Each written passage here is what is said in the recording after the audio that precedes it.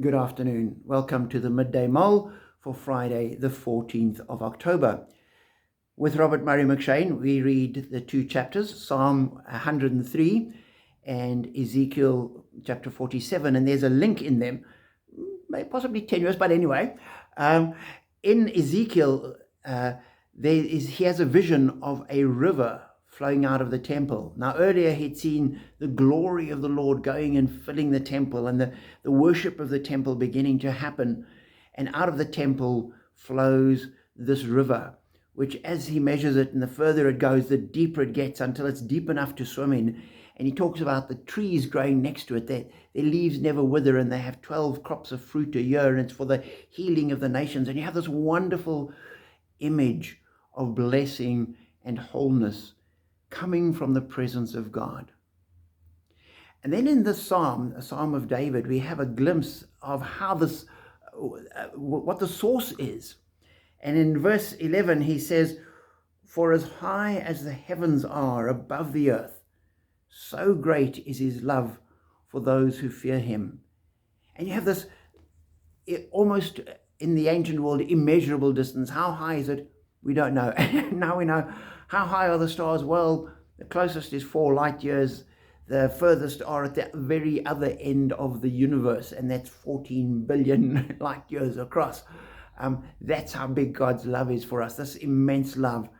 And he continues, "As far as the east is from the west, so far has he removed our transgressions from us." God takes our transgressions and removes them. Now, if he had removed them as far as the north is from the south, that would have been a fixed distance. You go north, and then you reach the North Pole, and from that point on, you're going south. And we can measure the distance between the two, and it's 20-odd thousand kilometers, I hope.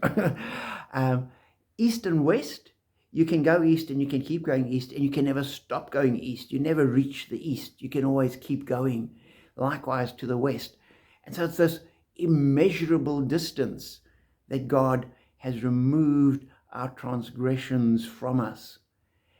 And that surely is a source of great joy and blessing.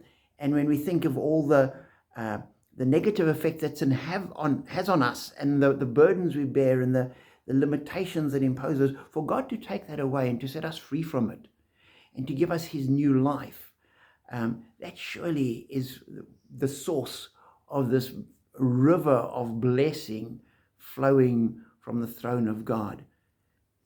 And so we know that we are loved by God with this immense love. He's taken our sins away as far as is possible, or further than is humanly possible.